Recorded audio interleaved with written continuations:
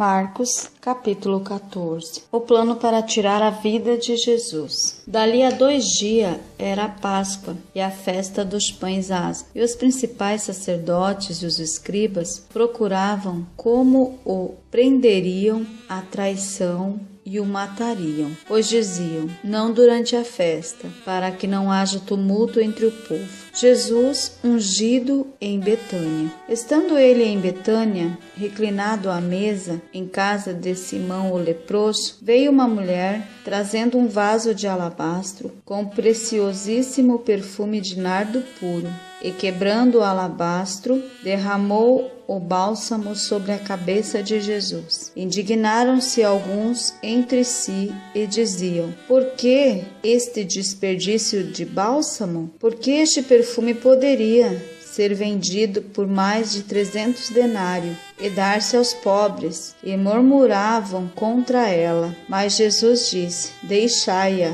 porque a molestais. Ela praticou boa ação para comigo, porque os pobres sempre os tendes convosco. Quando quiserdes, podeis fazer-lhes o bem, mas a mim nem sempre me tendes. Ela fez o que pôde, antecipou-se a ungir-me para a sepultura. Em verdade vos digo, onde for pregado em todo o mundo o Evangelho, será também contado o que ela fez para a memória sua, o pacto da traição. E Judas Iscariotes, um dos 12, foi ter com os principais sacerdotes para lhes entregar a Jesus. Eles, ouvindo-o, alegraram-se e lhe prometeram dinheiro. Nesse meio tempo, buscava ele uma boa ocasião para o entregar. Os discípulos preparam a Páscoa. E no primeiro dia da festa de pães asmos, quando se fazia o sacrifício do cordeiro pascal, disseram-lhe seus discípulos: onde queres que vamos fazer os preparativos para comeres a Páscoa? Então enviou 2 dos seus discípulos, dizendo-lhes: ide à cidade, e vos sairá ao encontro um homem trazendo um cântaro de água. Segui-o e dizei ao dono da casa onde ele entrar, que o mestre pergunta: onde é o meu aposento no qual hei de comer a Páscoa com os meus discípulos? E ele vos mostrará um espaçoso cenáculo mobilado e pronto, ali fazei os preparativos. Saíram, pois, os discípulos, foram à cidade e, achando tudo como Jesus lhes tinha dito,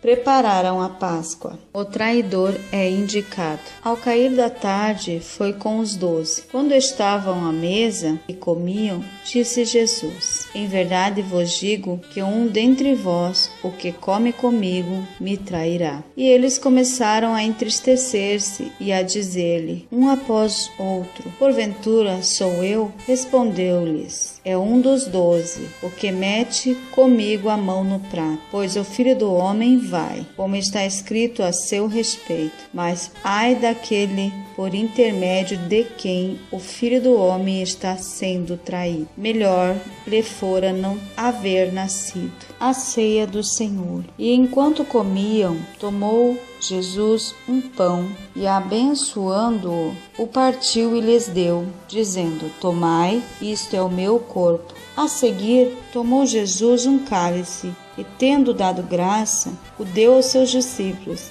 e todos beberam dele. Então lhes disse: isto é o meu sangue, o sangue da nova aliança, derramado em favor de muitos. Em verdade vos digo que jamais beberei do fruto da vide até aquele dia em que hei de beber novo no reino de Deus. Tendo cantado um hino, saíram para o Monte das Oliveiras. Pedro é avisado. Então lhe disse Jesus: todos vós vos escandalizareis, porque está escrito: ferirei o pastor e as ovelhas ficarão dispersas. Mas, depois da minha ressurreição, irei adiante de vós para a Galileia. Disse-lhe Pedro: ainda que todos se escandalizem, eu jamais. Respondeu-lhes Jesus: em verdade te digo que hoje, nesta noite, antes que 2 vezes cante o galo,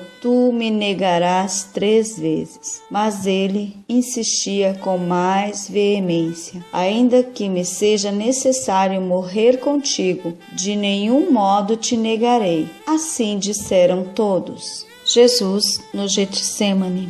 Então foram a um lugar chamado Getsêmani. Ali chegados, disse Jesus a seus discípulos: assentai-vos aqui, enquanto eu vou orar. E levando consigo a Pedro, Tiago e João, começou a sentir-se tomado de pavor e de angústia. E lhe disse: a minha alma está profundamente triste até a morte. Ficai aqui e vigiai. E adiantando-se um pouco, prostrou-se em terra e orava para que, se possível, lhe fosse poupada aquela hora. E dizia: Abba, Pai, tudo te é possível. Passa de mim este cálice, contudo, não seja o que eu quero, e sim o que tu queres. Voltando-o, achou-os dormindo, e disse a Pedro: Simão, tu dormes? Não pudeste vigiar nem 1 hora? Vigiai e orai, para que não entreis em tentação. O espírito, na verdade, está pronto, mas a carne é fraca. Retirando-se de novo, orou,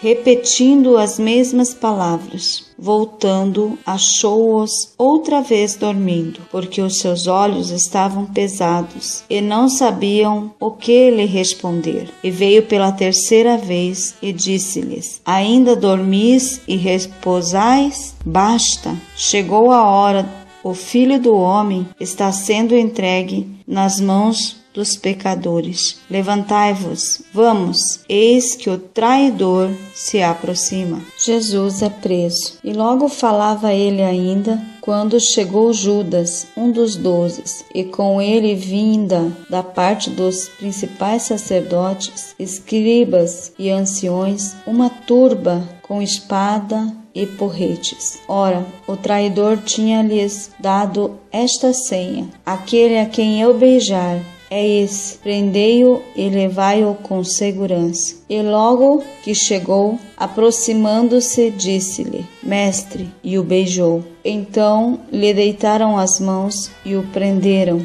Nisto, um dos circunstantes, sacando da espada, feriu o servo do sumo sacerdote e cortou-lhe a orelha. Disse-lhe Jesus: saíste com espadas e porretes para prender-me, como a um salteador? Todos os dias eu estava convosco no templo ensinando, e não me prendeste, contudo, é para que se cumpra as Escrituras. Então, deixando-o, todos fugiram. Jesus, seguido por um jovem, seguia-o um jovem coberto unicamente com um lençol, e lançaram-lhe a mão, mas ele, largando o lençol, fugiu desnudo. Jesus perante o sinédrio. E levaram Jesus ao sumo sacerdote, e reuniram-se todos os principais sacerdotes, e os anciões e os escribas. Pedro seguira-o de longe até ao interior do pátio do sumo sacerdote, e estava assentado entre os serventuários, aquentando-se ao fogo. Os principais sacerdotes e todo o sinédrio procuravam algum testemunho contra Jesus, para o condenar à morte, e não achavam, pois muitos testemunhavam falsamente contra Jesus, mas os depoimentos não eram coerentes, e levantando-se alguns testificavam falsamente, dizendo: nós o ouvimos declarar: eu destruirei este santuário edificado por mãos humanas, e em 3 dias construirei outro, não por mãos humanas. Nem assim o testemunho deles era coerente. Levantando-se o sumo sacerdote no meio, perguntou a Jesus: nada respondeis ao que estes dispõem contra ti? Ele, porém, guardou em silêncio e nada respondeu. Tornou a interrogá-lo o sumo sacerdote e lhe disse: És tu o Cristo, o Filho do Deus bendito? Jesus respondeu: Eu sou. E vereis o Filho do Homem assentado à direita do Todo-Poderoso e vindo com as nuvens do céu. Então o sumo sacerdote rasgou as suas vestes e disse: Que mais necessidade temos de testemunhas? Ouviste a blasfêmia que vos parece? E todos o julgaram réu de morte. Puseram-se alguns a cuspir nele, a cobrir-lhe o rosto, e a dar-lhe murros, e a dizer-lhe: Profetiza! E os guardas o tomaram a bofetadas. Pedro nega a Jesus. Estando Pedro embaixo no pátio, veio uma das criadas do sumo sacerdote, e vendo a Pedro, que se aquentava, fixou-o e disse: Tu também estava com Jesus o Nazareno. Mas ele o negou, dizendo: Não o conheço, nem compreendo o que dizes. E saiu para o alpendre, e o galo cantou. E a criada, vendo-o, tornou a dizer aos circunstantes: Este é um deles. Mas ele outra vez o negou. E pouco depois, os que ali estavam disseram a Pedro: Verdadeiramente és um deles, porque também tu és galileu. Ele, porém, começou a praguejar e a jurar: Não conheço esse homem de quem falais. E logo cantou o galo pela segunda vez. Então Pedro se lembrou da palavra de Jesus, que Jesus lhe dissera: Antes que 2 vezes cante o galo, tu me negarás 3 vezes. E caindo em si, desatou a chorar.